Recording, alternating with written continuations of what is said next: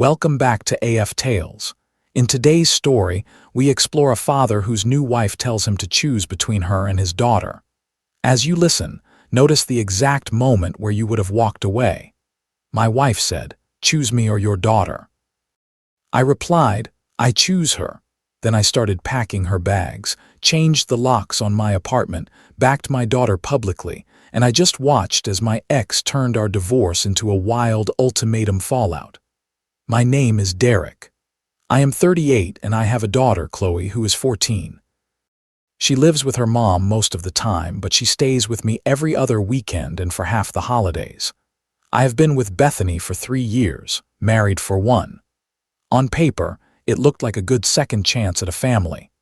I have my kid, she has no children of her own, and I thought we were building something blended and stable.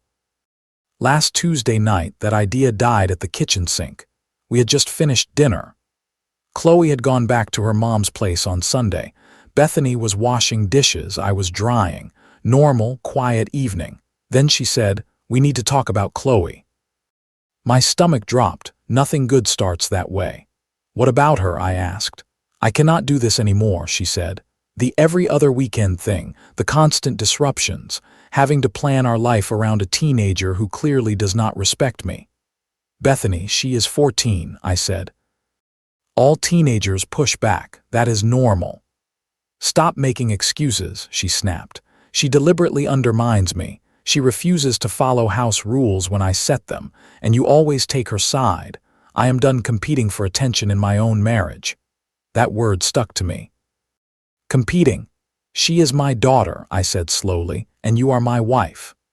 "Exactly," she said. "So you need to choose. Either she stops coming here or I am done. You can visit her at her mother's place if you must, but I will not have her in this house anymore."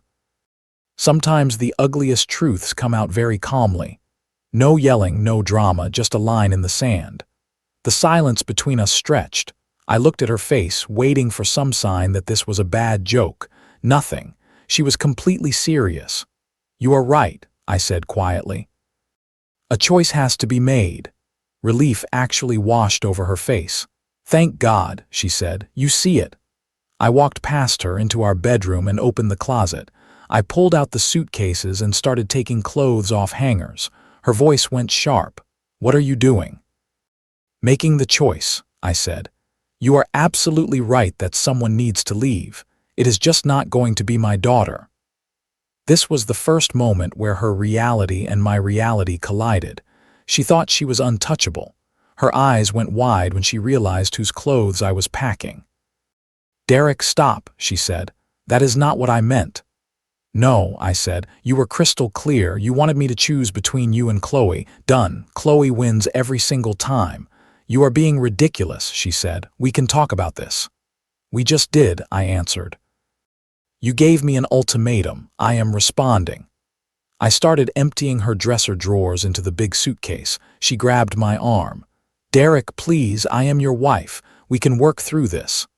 "My wife would never ask me to abandon my child," I said. "Pack your toiletries or leave them. Your choice." She stood there, opening and closing her mouth, then the tears started. "Where am I supposed to go?" she sobbed. "Not my problem," I said. "You have family in town, call them." It took about an hour to pack everything that was clearly hers. Clothes, shoes, bathroom stuff, the things she came into this place with. During that hour, she cycled through crying, yelling, apologizing, and blaming. My favorite line was when she said Chloe was manipulating me against her. The kid who just wants to see her dad was the problem, not the adult telling me to cut that kid off. By 10 at night, her bags were by the door. She was on the couch, sobbing into the phone. "He is throwing me out over that bratty kid," she said, loud enough for me to hear. I could hear her sister Meredith on the other end, not the words but the tone. "No, I did not," Bethany said. "I just wanted boundaries. That is not fair. She is not his real family. I am." That was it for me. I walked over and took the phone. "Meredith, come get your sister," I said. "She needs a place to stay." "Derek, what is happening?" Meredith asked. "Bethany demanded I choose between her and my daughter," I said. "I chose, come get her." I hung up and handed the phone back. You are making a huge mistake, Bethany said, eyes full of tears. No, I said.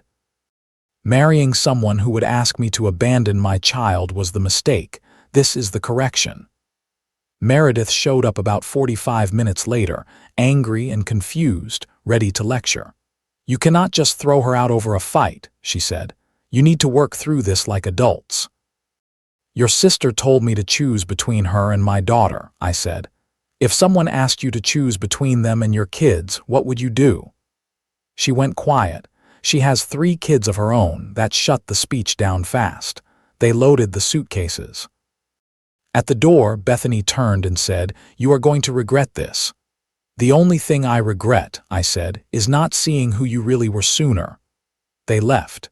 I changed the locks the next morning. She was never on the lease. The apartment was mine before I met her. That was the first week. Then the real show started. At first it was love bombing, long texts about how sorry she was, how she did not mean it, how she just wanted boundaries. I was stressed, she wrote. You know I love Chloe. You called her a bratty kid, I replied, and said she is not my real family. That is not stress, that is how you see her. I was emotional, she said. So was I replied, emotionally done. When that did not work, she switched to money. I paid for half the living room furniture, she texted. You gave $400 toward a $3,000 couch, I wrote back. I will Venmo you the $400. That is not the point.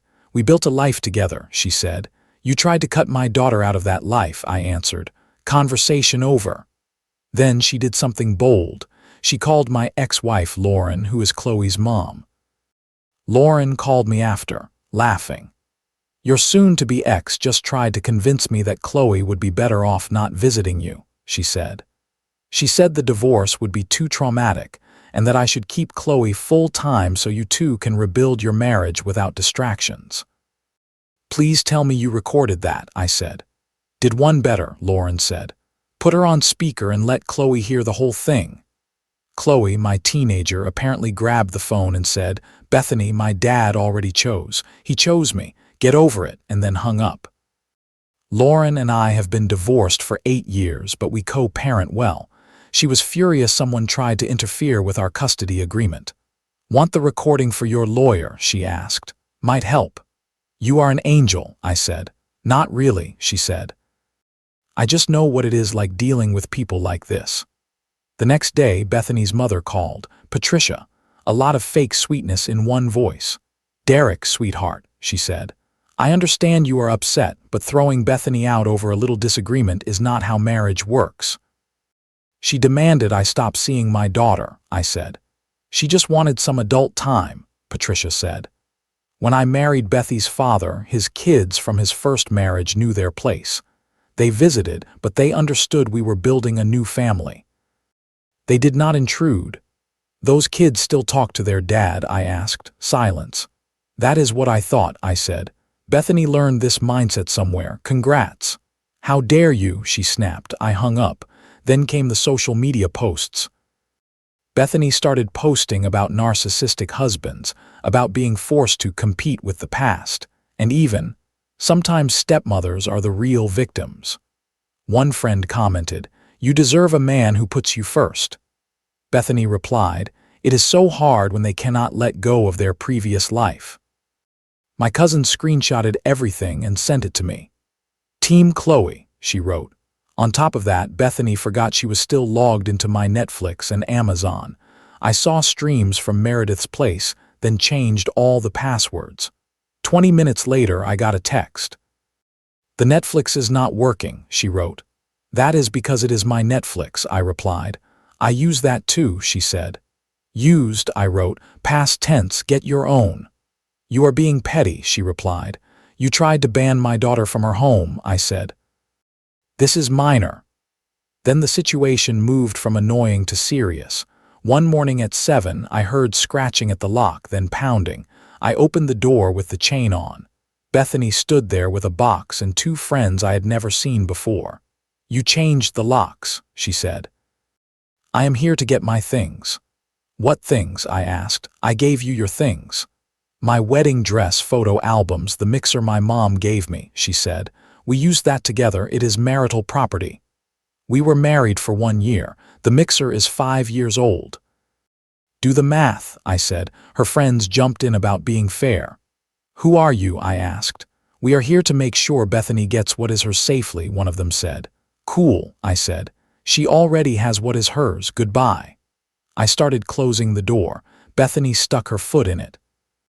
I am not leaving without my stuff, she said. Then I am calling the cops, I said. You would not dare, she said. I dialed. Hi, I told the dispatcher. I need to report attempted breaking and entering. My estranged wife is trying to force her way into my apartment. They left quickly after that, but she was not done. The building manager called later that week. Someone reported a child crying in your apartment for hours, he said. They were worried about neglect. He knows me. He knows Chloe. He also said, off the record, I know this is nonsense. Your ex already tried to convince me she should have access to your unit for safety checks. I told her no. She had tried to use concern as a reason to get a key. Also, he added, officially, tell her to stop hanging out in the parking lot. She has been there for hours taking photos of cars. Residents are complaining. Then Bethany crossed another line. She texted Chloe directly. Chloe, this is not your fault, the message said. Your dad is going through something. When he calms down, we can all talk. Maybe we could get lunch, just us girls, without telling your dad. Did you respond? I asked Chloe. Yeah, she said. I told her to stop contacting me or I would report her for harassment. Then I blocked her and told Mom. Good, I said. Lauren called her lawyer that same day. The small stunts continued. A food delivery we did not order with a note about our Friday night traditions, from a restaurant I hate but Bethany loves. Grocery store run-ins with her and Meredith, pretending it was a coincidence. In the cereal aisle, she tried to greet Chloe. Hi, sweetie, you look so grown up, she said. Please leave us alone, Chloe said. Chloe, I know you are hurt, Bethany started. Lady, Chloe cut in. You tried to get my dad to abandon me. The only one hurt here is you because it did not work. Meredith snapped. Do not be rude to adults, young lady. I stepped in. Do not talk to my daughter, I said. Either of you. We are in a public place, Bethany said, and I can call security, I replied. Your choice. They walked off. Later, Bethany posted photos of us at the store with a caption about me weaponizing my child and denying her closure. For once, the comments section did not go her way. People asked why she was stalking them at the store, why she had made him choose between her and his kid. She deleted the post within hours. Then came the grand push. I was served papers.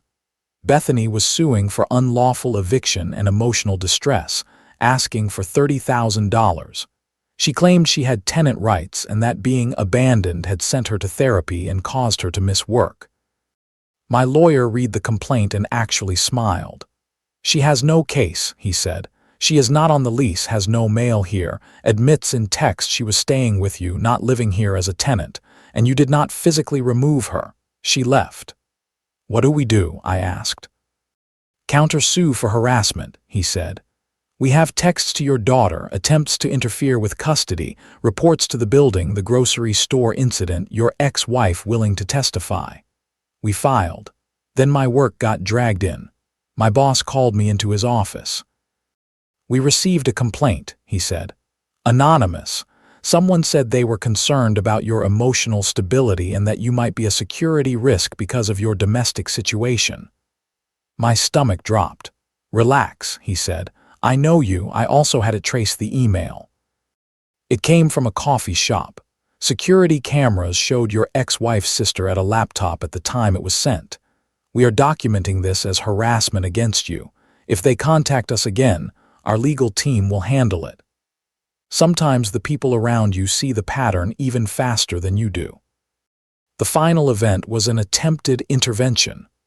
I came home one evening and found Bethany in my apartment with Patricia and a man I did not know. How did you get in? I asked. The emergency key under the fake rock, Bethany said. You forgot about it. I pulled out my phone. I am calling 911. The stranger stepped forward. "No need," he said. "I am Pastor Raymond from Bethany's church. We are here for an intervention." "A what?" I asked. Patricia jumped in. "Derek, your behavior is concerning. Throwing out your wife, putting a child before your marriage vows, isolating yourself." I looked at them. "Get out," I said. "We are not leaving until you hear us out," the pastor said. "Bethany deserves that much." "She deserves nothing from me," I said. "You have 10 seconds to leave before I call the police." "Derek, please," Bethany cried. "I love you. We can do counseling. Pastor Raymond does marriage counseling." 5 seconds, I said. "You are destroying your family," Patricia shouted. 2 seconds, I said. I dialed. "I have 3 people who broke into my apartment and refused to leave," I told the dispatcher. "They tried to leave, but the police arrived within minutes." I showed the lease, the changed locks, the fact that Bethany's ID still had Meredith's address. She had never updated it. Bethany tried to claim she lived there. The officer looked at her ID, then at me. It was not convincing. All 3 of them were arrested for trespassing. As they were being led out, Bethany turned and yelled, "I am pregnant." Everyone paused. The officers looked at me. "That is interesting," I said. "I had a vasectomy 3 years ago. We have not been intimate in 3 months. That would be a miracle." One of the officers could not hold back a small laugh. Bethany's face went white. "I meant I was pregnant," she said. "I miscarried from the stress." "Which is it?" I asked. "Are you pregnant or did you miscarry?" She just cried harder. Patricia yelled about suing everyone. The pastor stared at the floor. My lawyer filed for a restraining order the next morning. It was granted on a temporary basis and later extended. Bethany's lawyer dropped her from the eviction case. Hard to argue, she was unlawfully forced out while she was being charged for breaking into the same place. Later, I got a text from an unknown number. It was Meredith. "Bethany is staying with Mom now," she wrote. "She is broken. I hope you are happy." I did not reply. The next weekend, Chloe was with me. She said, "Dad, I am glad you chose me." "Kiddo," I said, "there was never a choice. You always come first." "Mom says Bethany was a walking red flag factory," she said. "Your mom is right," I said. "Mom also says you should date her friend Janet," she added. "Your mom needs to mind her business," I said, and we both laughed. "We are planning a camping trip for spring break, just the 2 of us. No drama, no ultimatums, just a dad and his daughter." Here is what I learned from all of this. Lesson 1. When someone asks you to choose between them and your child, they have already told you they are not safe to build a life with. Lesson 2. A healthy partner does not compete with your kids or try to move them out of the picture to feel important. Lesson 3. Boundaries are not cruelty. Saying no to manipulation protects you and your children. Lesson 4. Pay attention to the family patterns. People who treat children as intruders often learn that from somewhere. Lesson 5. Co-parenting alliances matter. Having an ex who will stand up for your child with you is worth more than any new relationship. Lesson 6. Quietly choosing your child over chaos may cost you a marriage, but it will protect your integrity and your relationship with the person who depends on you most. What would you have done in this situation? If your partner told you to choose between them and your child, how fast would you walk away? And have you ever seen a step-parent or partner treat a child like competition instead of family? Share your thoughts in the comments.